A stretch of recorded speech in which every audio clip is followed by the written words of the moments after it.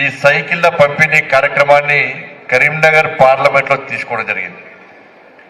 మేము రెండవసారి ఎంపీ గెలిచిన తర్వాత ఈ పార్టీ ఆ పార్టీ ఎంపీలు కాకుండా అందరి ఎంపీలతో కూడా నరేంద్ర మోడీ గారు చిట్ చాట్ మాట్లాడుతూ మిమ్మల్ని గెలిపించినటువంటి ప్రజలకు మీ నియోజకవర్గంలో ఏదో ఒక గొప్ప కార్యం చేసి చూపెట్టండి, విద్యా వైద్యం విషయంలో చేసే ప్రయత్నం చేయండి అని చెప్పి నరేంద్ర మోడీ గారు ఏదో సూచన ఇచ్చారు.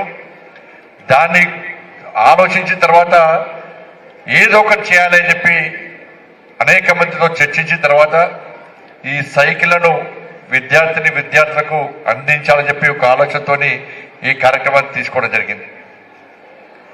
ఇవాళ వాస్తవానికి నేను ప్రజా సంగ్రామ యాత్ర చేస్తున్నప్పుడు నిర్మల్ జిల్లాలో చాలా ప్రాంతాలు అనేక ప్రాంతాల్లో పాదయాత్ర చేసినప్పుడు చాలా మంది చెప్పులు లేకుండా వచ్చి సెల్ఫీ దిగేటోళ్ళు, చిన్నపిల్లలు వచ్చి దిగేటోళ్ళు, కాళ్ళు కాలుతో కూడా అన్న సెల్ఫీ అంటోళ్ళు.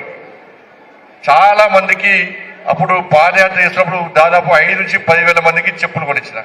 నేను చెప్పులు వేసాను గొప్పట్లేను. సమాజంలో ఈ విధమైన పరిస్థితి ఉన్నది, పేదరికం ఇంకా ఉంది, చెప్పులు లేకుండా బట్టలు లేకుండా ఉండే పరిస్థితి ఉన్నది. ఇట్నే పాదయాత్ర చేస్తుంటే నిర్మల్లో రామ్ చరణ్ అని చెప్పి ఒక విద్యార్థి, మీరు నమ్మరు అసలు, మధ్యలో మాట్లాడుతున్నాడా. అంతా గవర్నమెంట్ స్కూల్ పిల్లలే కదా, క్రమశిక్షణ మనకే ఉంటుంది కదా, అంతే కదా. మరి మధ్యలో ఎవ్వరు మాట్లాడద్దు. అయితే రామ్ చరణ్ మేము ఆ నిర్మల్లో పాదయాత్ర చేస్తున్నప్పుడు ఆ గ్రామంలో ఒక చెట్టు కింద బీడీ కార్మికులు కూర్చున్నారు. నేను పోయి ఆ బీడీ కార్మికులతో మాట్లాడుతుంటే, ఏమి సార్ రాజకీయ నాయకులు వస్తారు పోతారు, కనీసం వాళ్ళు పట్టించుకోరు, మళ్ళీ ఎలక్షన్ అప్పుడు వస్తే మళ్ళీ రారు అని చెప్పి వాళ్ళు నన్ను నిలదీసినాడు. నేను చెప్పిన అమ్మా, ఇప్పుడు ఎలక్షన్స్ లేవు, ఓట్ల కోసం రాలే, మీ కష్టాలు తెలుసుకోవాలి, మీ బాధలు తెలుసుకోవాలని చెప్పి నేను ఎండనక వాననక నీడనక మొత్తం పాదయాత్ర చేస్తూ మీదకి వచ్చిన. ఏం సమస్య ఉందంటే, సార్ మా ఊరి సమస్యలు పక్క పెట్టండి, మా సమస్యలు పక్క పెట్టండి. ఒక పక్క గుడిసె చూడండి సార్, ఆ గుడిసెలో ఒక ముసలం ఉంటుంది, ఒక పిచ్చోడు పిల్లలు ఉంటాడు సార్. వాళ్ళ గుడిసె మొన్న వర్షానికి కూలిపోతే మేమే మనిషికి 50 రూపాయలు వేసి ఆ గుడిసె కట్టించినాము, ఒక్కసారి పోయి చూడండి అంటే నేను పోయేసరికి ఒక అబ్బాయి ఉన్నాడు, వాళ్ళ అమ్మ ఉన్నది, మా అమ్మమ్మ ఉన్నది.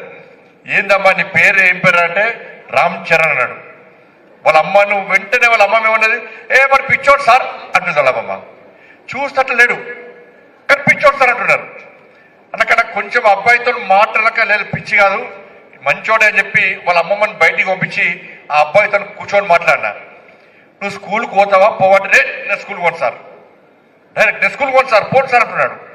ఈ స్కూల్కి పోను సార్ అంటే అందరు పిచ్చోడు ఉంటారు, ఆ గ్రామం మొత్తం పిచ్చోడు ఉంటున్నారు అని.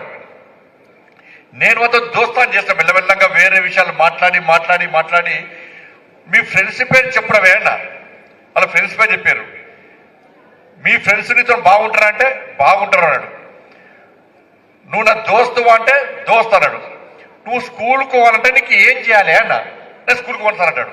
అంటే నువ్వు పోకు, స్కూల్కి అసలే పోకు, నీకు ఏమి ఇస్తా స్కూల్కి పోతావంటే అప్పుడు చెప్పాడు, సార్ మాకు 6 దోస్తులం, మేము 5 సైకిళ్ళు ఉన్నాయి, నా ఒక్కడికే సైకిల్ లేదు, వాళ్ళ సైకిల్ ముడతనని కొడుతున్నారు, ఆ సైకిల్ ముట్టనిస్తలేరు అన్నాడు.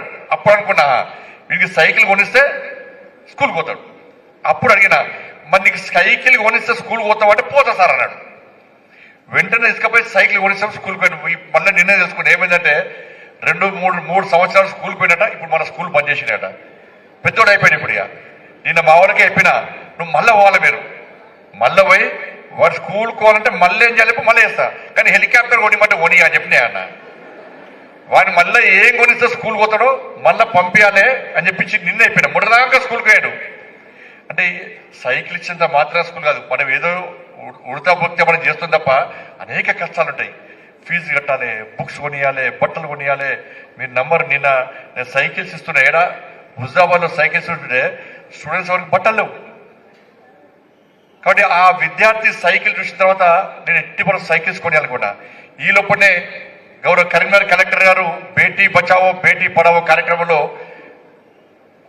టాపర్స్ అమ్మాయిలందరికీ 10th క్లాస్లో మెరిట్ మాస్టర్స్ ఉన్నటువంటి 100 మంది అమ్మాయిలకు సైకిల్స్ ఇచ్చాక మంచి ఫీడ్బ్యాక్ వచ్చేది. అరే అమ్మాయిలందరికీ ఇవ్వాలని చెప్పి, ఎందుకంటే అమ్మాయిలు ముఖ్యం కదా.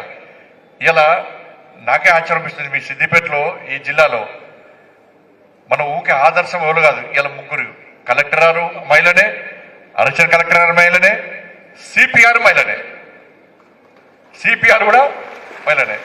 ఎందుకంటే మహిళ మనకి అందరు అమ్మాయిలు కూడా ఆ కలెక్టర్ గారికి ఎందుకు ఇచ్చినంటే, అరే పొద్దున్న లేస్తే అమ్మాయిలు కష్టపడతారు, ఇంట్లో అమ్మ బోల్ తోముకుంటే సహకరిస్తారు, అమ్మ బట్టలు ఉతికితే సహకరిస్తారు, ఉదయం లేచి ముగ్గేస్తారు, మళ్ళీ బ్యాగ్ పట్టుకొని స్కూల్కి వస్తారు.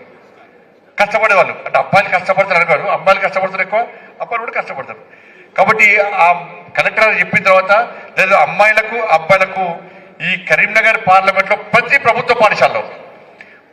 ప్రభుత్వ పాఠశాలలో చదివే ప్రతి విద్యార్థి అమ్మాయికి అబ్బాయికి 80% సైకిల్ ఇవ్వాలని చెప్పి ఒక సంకల్పం తీసుకొని దాన్ని ప్రారంభించడం కరీంనగర్లో అయిపోయింది, సిరిసిల్లలో అయిపోయింది, హుజరాబాద్లో అయిపోయింది, ఇవాళ హుస్నాబాద్లో ఇలా మనం ప్రారంభించుకున్నాం. మనం ఇది ఏంటంటే 10th చాలా ఇంపార్టెంట్ అండి. ఉదయం స్పెషల్ క్లాసెస్ ఉంటాయి, సాయంత్రం స్పెషల్ క్లాసెస్ ఉంటాయి. ఇలా గ్రామాల్లో ట్రాన్స్పోర్టేషన్ ఇబ్బంది ఉన్నది, మనం ఆటోలో పోయే స్తోమత మనకు లేదు.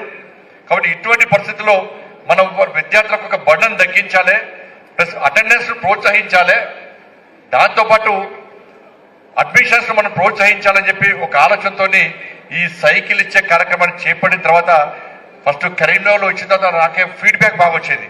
లేదు సార్ పిల్లలందరూ చాలా హ్యాపీగా ఉన్నారు, పేరెంట్స్ అందరూ చాలా హ్యాపీగా ఉన్నారు.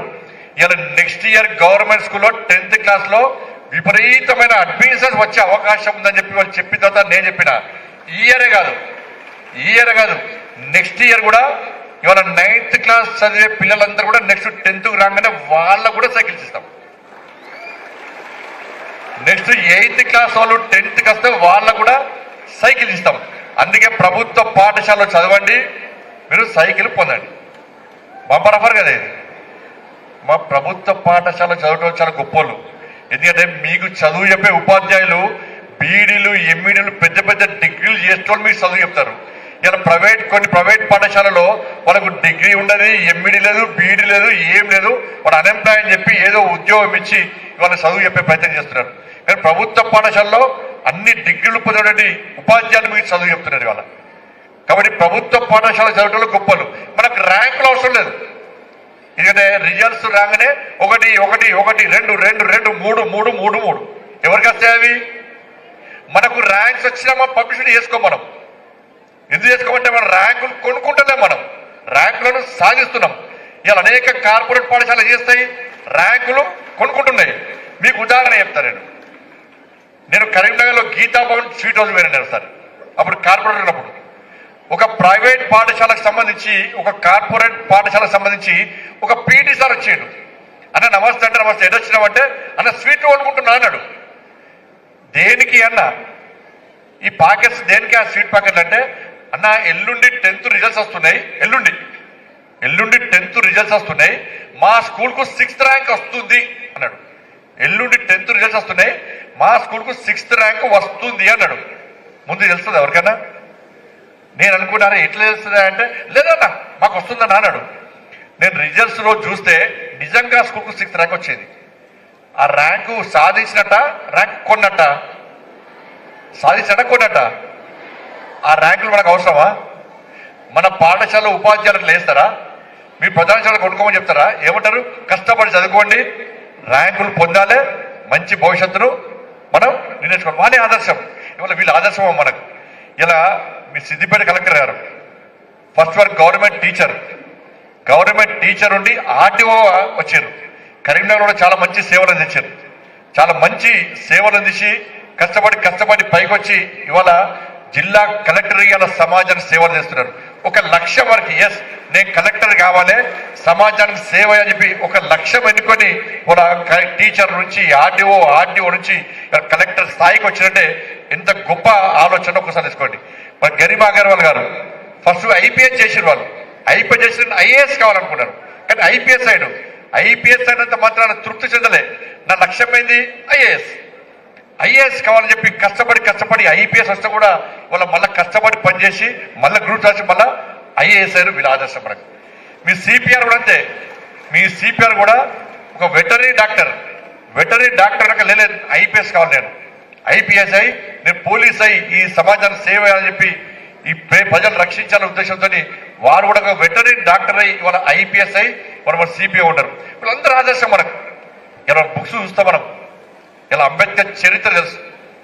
అంబేద్కర్ ఒక లక్ష్యాన్ని ఎంచుకున్నాడు. అంబేద్కర్ అందరూ అవమానించారు. స్కూళ్ళకి రానియలే, గుళ్ళకి రానియలే, బుక్స్ ముట్టనియలే, స్కూల్లో సపరేట్ చేరేసిర్రు, బట్టలు లేవు, చదువుకుందామంటే బుక్స్ లేవు, ఫీజు కడదామంటే పైసలు లేవు. ఇలా సమాజం హేళన వస్తుంది ఆ బాబాసాహెబ్ అంబేద్కర్. కానీ బాబాసాహెబ్ అంబేద్కర్ని హేళన చూస్తామంటే బాబాసాహెబ్ అంబేద్కర్ ఎక్కడ నిరాశపడలే, నిస్పృహకు లోను కాలే, ఎక్కడ వెనుకని ఏలే. ఈ సమాజానికి నన్ను హేళన చేస్తున్న సమాజానికి గుణపాఠం చెప్పాలి, వాళ్ళ కళ్ళు తెరిపియాలి, నేనే వాళ్ళకు ఆదర్శం కావాలని చెప్పి ఒక లక్ష్యాన్ని ఎంచుకొని ఇవాళ కష్టపడి చదివి చదివి చదివి చదివి ఎవరైతే హేళన చేసినో వాళ్ళకు కనువిప్పు కలిగే విధంగా భారతదేశానికి రాజ్యాంగాన్ని అందించినటువంటి ఒక గొప్ప మహనీయుడుగా, ఒక ఆదర్శమూర్తిగా ఇవాళ మన ముందు బాబాసాహెబ్ అంబేద్కర్ అంటే వారిని మనం ఆదర్శంగా తీసుకోవాలి. ఇలా నరేంద్ర మోడీ గారు ప్రధానమంత్రి అయినప్పుడు చాలా మంది హేళన చేశారు. ఈ ఛాయ్ అమ్ముకునే వ్యక్తి దేశ ప్రధాని అవుతారని చెప్పండి. నరేంద్ర మోడీ గారు ఛాయ్ అమ్ముకునే వ్యక్తి, చాలా పేద కుటుంబం చేసిన వ్యక్తి, ఒక ప్రచారంగా వచ్చిన వ్యక్తి, దేశానికి సేవ చేయాలి, ధర్మాన్ని రక్షించాలని చెప్పి ఒక లక్ష్యాన్ని ఎంచుకొని వాళ్ళ కష్టపడి పనిచేసి గుజరాత్ రాష్ట్ర ముఖ్యమంత్రిగా అయి వాళ్ళ దేశ ప్రధానిగా అయి ఒక సంకల్పం తీసుకొని ఈ దేశాన్ని ఒక శక్తివంతమైన భారతదేశ నిర్మాణంగా తయారు చేయాలి, ప్రపంచంలో ప్రతి భారతీయుడు నేను భారతీయుడు అని చెప్పి గల్లాగిరిసుకుని తిరిగే విధంగా మనం కష్టపడి పనిచేయాలని చెప్పి వాళ్ళ నరేంద్ర మోడీ గారు చూస్తున్న విషయాన్ని కూర్చోవాలి. వీళ్ళు మనకు ఆదర్శం. అందుకే మీరందరూ కూడా నేను 10th చదవాలి అంతే లాస్ట్ అంటే మన లక్ష్యాన్ని చేరుకోం.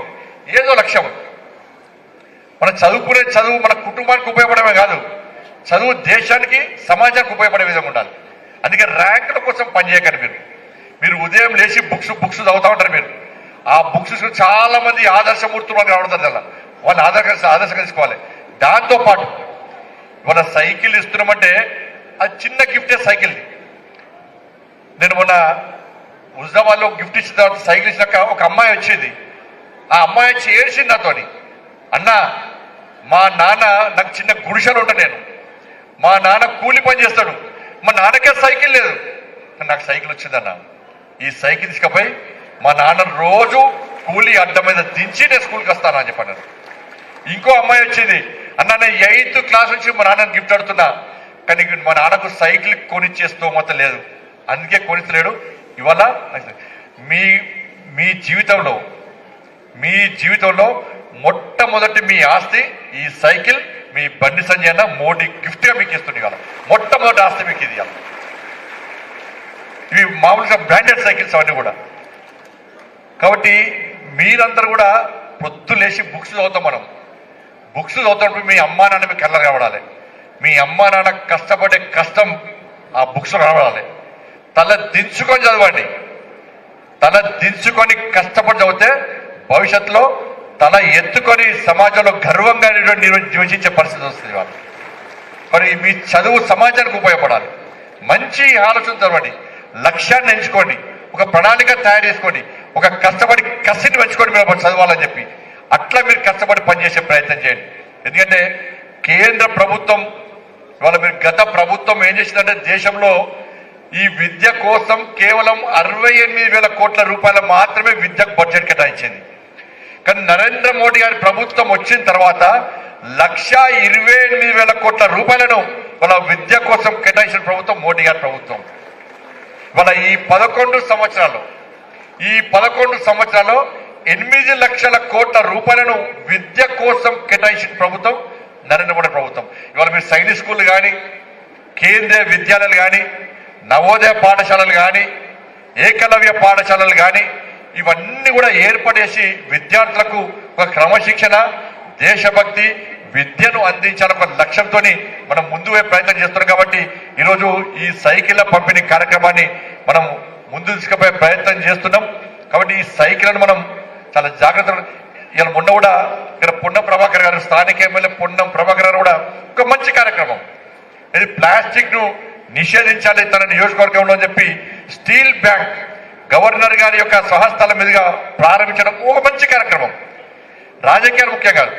నేనైతే కరీంనగర్ పార్లమెంట్లో రాజకీయాలు బంద్ చేసిన. అందరం కలిసిమెలిసి ఈ కరీంనగర్ పార్లమెంటు అభివృద్ధి చేసుకోవాలని ఒక లక్ష్యంతో మాత్రమే పనిచేస్తున్నాం. నేనైతే బంద్ చేస్తాను. అందుకే మన పొన్నం ప్రభాకర్ గారు తీసుకోవడం కార్యక్రమం చాలా మంచి కార్యక్రమం. ఇవాళ ప్లాస్టిక్ ను నిషేధించడం అనేది మంచి కార్యక్రమం. దానికి తోడు కేవలం నినాదం ఇవ్వడమే కాకుండా ప్రతి గ్రామంలో స్టీల్ బ్యాంక్ ఏర్పాటు చేసి దాన్ని అమలు చేసే ప్రయత్నం చేయడం నిజంగా మంచి కార్యక్రమం. అది కూడా దాన్ని కూడా మనందరం సహకరించాలి, అందరం మనం ప్రోత్సహించే ప్రయత్నం చేయాలి. కాబట్టి మొన్న ఢిల్లీకి వచ్చినప్పుడు కూడా పొన్నం ప్రభాకర్ ఢిల్లీకి వచ్చిన వారు నేను చెప్పిన నవోదయ స్కూలు వారు కష్టపడుతున్నారు, నేను కష్టపడుతున్నా. ఇద్దరం కలిసి కేంద్ర మంత్రి కలిసాం. తప్పకుండా హుస్నాబాద్కు నవోదయ పాఠశాల ఇవ్వాలని చెప్పి కేంద్ర మంత్రి కోరడం జరిగింది. వారు కూడా సానుకూలంగా స్పందించారు. దాంతోపాటు సైనిక స్కూల్ కూడా ఇక్కడ ఏర్పాటు చేసే ప్రయత్నం ఇద్దరం కలిసి చేస్తున్నాం. పొన్నం ప్రభాకర్ గారు నేను కలిసి చేస్తున్నాం. కాబట్టి ఇక్కడ గ్రామీణ సడక్ యోజన పైసలు కానీ అదేవిధంగా సిఆర్ఎఫ్ అమౌంట్ కానీ ఇలా చాలా రకాలుగా కేంద్రం నుంచి వచ్చేటువంటి అనేక నిధులను ఈ కరీంనగర్ పార్లమెంట్కు తీసుకొచ్చే ప్రయత్నం చేస్తున్నాం. కాబట్టి రాబోయే రోజుల్లో కూడా ఇదే విధంగా మేము ముందుకు తీసుకొచ్చి తీసే ప్రయత్నం చేస్తాం. కేవలం ఇది మోడీ గిఫ్ట్, ఇది మోడీ గిఫ్ట్. ఈ మోడీ గిఫ్ట్తో పాటు ఒక ప్రణాళిక రూపొందించుకున్నాం. Next Modi kids LKG nursery నుంచి 6th వరకు, ఎందుకంటే 7th, 8th, 9th వాళ్ళకి ఎట్లా సైకిల్స్ ఇస్తున్నాం మనం 10th వచ్చాక. నర్సరీ నుంచి 6th వరకు విద్యార్థులందరూ కూడా మోడీ కిడ్స్ అంటే ఒక బ్యాగు, దానిలో నోట్బుక్స్, పెన్సిల్స్, ఒక స్టీల్ వాటర్ బాటిల్ ఇది ఇవ్వాలని ప్లాన్ చేస్తున్నాం. దాంతోపాటు ప్రతి పాఠశాలలో ఆర్ఓ ప్లాంట్స్, వాటర్ ప్లాంట్ పెట్టాలని చెప్పి కూడా ఒక ఆలోచన ఉంది. దాన్ని కూడా అమలు చేసే ప్రయత్నం చేస్తున్నాం. నెక్స్ట్ ప్రభుత్వ పాఠశాల, ప్రైవేట్ పాఠశాల ధీటుగా ప్రభుత్వ పాఠశాల విద్యార్థి నేను గవర్నమెంట్ స్కూల్లో చదువుతున్నా అని గల్లా ఎగిరేసుకొని తిరిగేటువంటి స్థాయి తీసుకురావడానికే ఇవాళ నేను ప్రయత్నం చేస్తున్నా. తప్పుడు ప్రభుత్వ పాఠశాలకు నేను ప్రభుత్వ పాఠశాల వ్యతిరేకం కాదు, ప్రభుత్వ పాఠశాల కించపరచలేను. ఎవరైతే ర్యాంకుల కోసం మాత్రమే పనిచేస్తున్నారో పక్కా వాటిని వ్యతిరేకిస్తాను. ఎవరైతే ర్యాంకులు కొనుక్కునే ప్రయత్నం చేస్తున్నారో వాళ్ళని పక్కా వ్యతిరేకిస్తాం మనం. కాబట్టి వాళ్ళ మీరందరూ కూడా ప్రభుత్వ పాఠశాల చదవడం నిజంగా మనందరికి గర్వకారణం. నేను కూడా కష్టపడి కిదికెళ్ళొచ్చు. నేను సరస్వతి శిశు మందిర్ పాఠశాల, అది కూడా ప్రభుత్వ పాఠశాల లెక్కనే, అది కూడా తక్కువ ఫీజు, ఉపాధ్యాయులు తక్కువ ఫీజు. మాకు దేశము, ధర్మము, సనాతన ధర్మము, సంస్కృతి, సాంప్రదాయాలు అనే ఒక మంచి ఆలోచనతో సరస్వతి శిశు మందిర్లో మేము చదువుకోవడం జరిగింది. నేను మీకు సైకిల్ 10th వచ్చేది. నేను 10th క్లాస్లో 9th క్లాస్లో నేను మా వాడలో కాబట్టి ఒక సైకిల్ ఉండే, చిన్న సైకిల్కు 15 పైసలు. ఎంత? 15 పైసలు. గంట తిరిగి వస్తే 15 పైసలు కిరాయి కట్టాలి. కొంచెం పెద్ద సైకిల్కు 30 పైసలు గంట తిరిగి వస్తే. ఇక మొత్తానికి పెద్ద సైకిల్కు 50 పైసలు గంట తిరిగి వస్తే 50 పైసలు. ఇలా మాకు కొనిచ్చేస్తోమలేదు. ఈ సైకిల్ నా జేబులోకి వెళ్ళిస్తానన్నాం. మీ జేబులోకి వెళ్ళడానికి నేను కోటీశ్వరుని కాదు. ఇది ప్రభుత్వ పథకం కూడా కాదు. ఇది కొంతమంది వ్యక్తులు, బడా పారిశ్రామికవేత్తలు మీరందరూ నన్ను కష్టపడి ఎంపీ గెలిపిస్తే మా నరేంద్ర మోడీ గారు నన్ను కేంద్ర మంత్రి చేసింది కాబట్టి, హోంమంత్రి చేసింది కాబట్టి, కొంతమంది పెద్ద వాళ్ళకి ఏదో పని మీద వస్తే వాళ్ళని రిక్వెస్ట్ చేస్తారు, సార్ మీ సిఎస్ఆర్ ఫండ్స్ ఏదో ఫండ్స్ ఇవ్వండి.